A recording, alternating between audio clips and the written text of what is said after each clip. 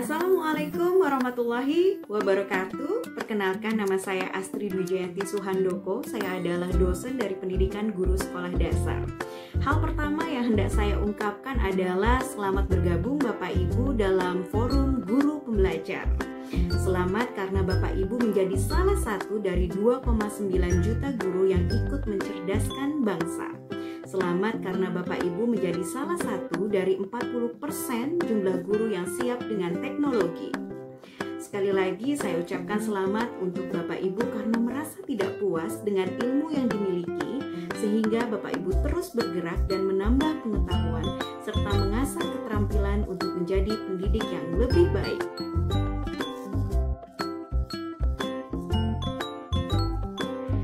Saat ini dunia telah memasuki era revolusi industri 4.0 yang populer dengan sebutan revolusi digital. Pada era ini, teknologi komputer dan jaringan internet secara masif digunakan di berbagai bidang pekerjaan. Pemanfaatan teknologi digital bermula dari industri manufaktur, kemudian merambah kepada bidang lainnya, yaitu bisnis, agrikultur, keamanan, serta pendidikan. Hal ini bermakna bahwa teknologi informasi menjadi sangat fundamental dalam keberlangsungan hidup manusia.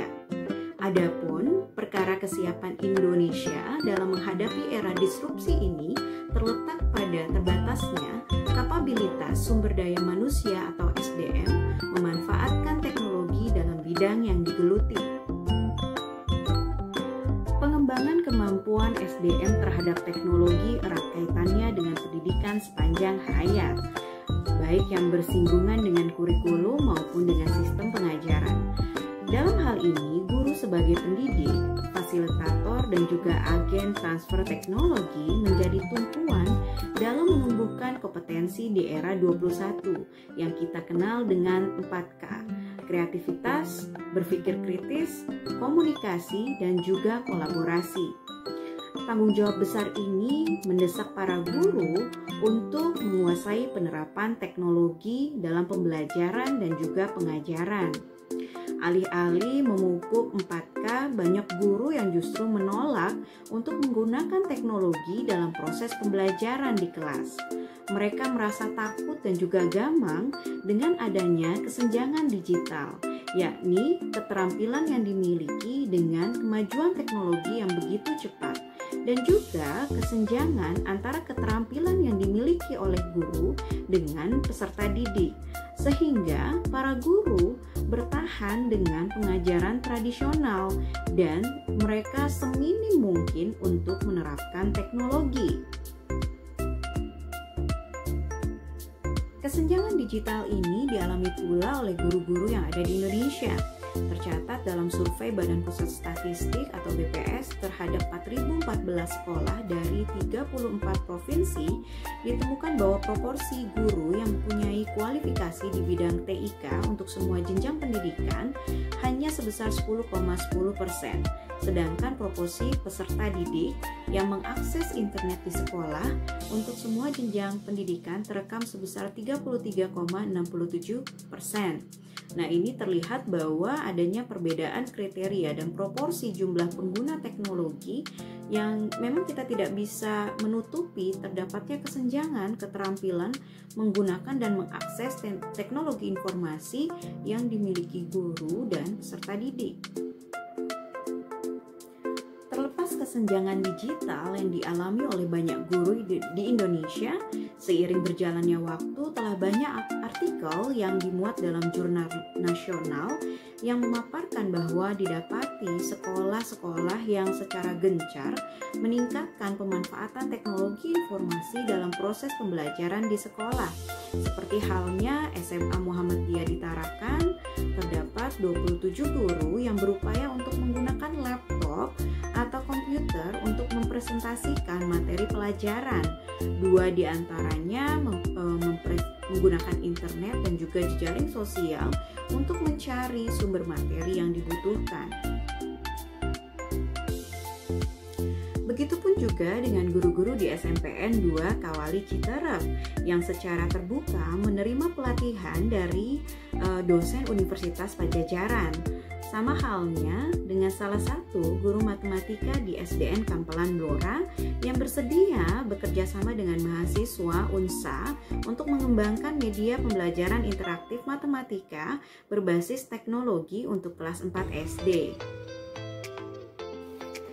Pada tahun ini, 2020, semakin banyak artikel-artikel yang muncul atau ditulis oleh para peneliti dan juga para dosen yang memaparkan mengenai terjadinya peningkatan pemanfaatan teknologi informasi di bidang pendidikan pada semua jenjang.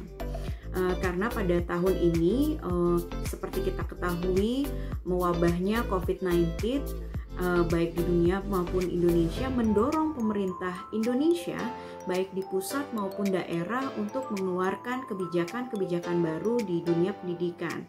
Salah satunya adalah menghentikan sementara pembelajaran tatap muka di sekolah, kemudian mengalihkan ke pembelajaran daring atau secara online di rumah, atau biasa yang kita kenal learning from home. Nah, metode learning from home ini pada akhirnya menjadikan sebagian pendidik merasa tertantang untuk membuat materi pembelajaran dari berbagai aplikasi dan juga sumber online. Semester lalu, kebetulan saya diamanahi untuk mengampu mata kuliah pada jenjang S1 dan juga S2. Kemudian saya dengan beberapa mahasiswa kami membuat sebuah penelitian untuk mengkomparasi pembelajaran online di daerah perkotaan dan daerah 3T. Pada penelitian tersebut kami dapati bahwa adanya perbedaan yang sangat signifikan implementasi pembelajaran online di daerah perkotaan dan daerah 3T. Untuk sebagian besar guru di daerah perkotaan, mereka cenderung tidak mengalami kendala dari mulai fasilitas, kemudian juga komunikasi antara guru dan murid, kemudian komunikasi juga guru antara wali murid, mereka tidak memiliki kendala. Kemudian cenderung hampir semua peserta didik itu memiliki HP atau smartphone, juga laptop, juga dilengkapi dengan jaringan internet yang cukup stabil. Berbeda dengan guru-guru yang berada di daerah 3T, sangat minim sekali guru-guru yang melaksanakan pembelajaran online. Alasan mereka adalah karena sebagian besar peserta didik tidak memiliki fasilitas smartphone yang bisa mengunduh aplikasi yang mendukung belajar online. Karena sebagian besar orang tua atau wali murid merupakan masyarakat menengah bawah. Jikapun ada peserta yang memiliki smartphone, mereka memiliki keterbatasan dalam membeli kuota internet. Nah, yang sangat mengapresiasi saya menemukan beberapa, kalau saya katakan beberapa itu berarti kurang dari 5. Ada beberapa guru di daerah 3T yang ternyata mereka tetap berupaya secara maksimal untuk melaksanakan pembelajaran online, walaupun memang tidak bisa disamakan ya dengan guru-guru yang berada di perkotaan, karena mereka pun mengakui bahwa dari 10 siswa di kelas mereka hanya 2 yang mengikuti pembelajaran online yang mereka laksanakan. Kemudian saya tanya bagaimana dengan 8 siswa yang lainnya ketika mereka tidak bisa melaksanakan pembelajaran secara online. Kemudian beliau menjawab, ya saya datangi Bu ke rumah masing-masing. Maksud ibu, apakah ibu datangi satu persatu? Beliau mengatakan, iya betul, saya datangi satu persatu. Saya berikan mereka tugas, kemudian saya meminta mereka untuk mengumpulkan tugas ketika nanti semester berakhir. Nah kemudian saya tanya kembali ke beliau, bagaimana jaraknya dari rumah ibu ke rumah peserta didik? Ya memang cukup jauh Bu, sekitar 3-5 km. Wah, luar biasa. Pertanyaan lainnya adalah, apakah ibu tidak khawatir bahwa ibu akan terinfeksi virus COVID-19? Beliau menjawab dengan lantang, tentu saja saya khawatir Bu, tapi ya tetap saya melaksanakan standar yang sudah ditetapkan pemerintah, yaitu menggunakan masker dan juga menjaga jarak minimal 1,5 meter. Kemudian, tapi Bu, kalau saya terus-menerus khawatir dan saya melalaikan tugas saya, itu yang justru lebih mengkhawatirkan buat diri saya, karena saya sangat sedih ketika memikirkan bahwa siswa saya itu tidak mendapatkan materi-materi yang seharusnya mereka dapatkan di sekolah. Itu yang lebih saya pikirkan, Bu. Akhirnya di sini saya mendapatkan kesimpulan,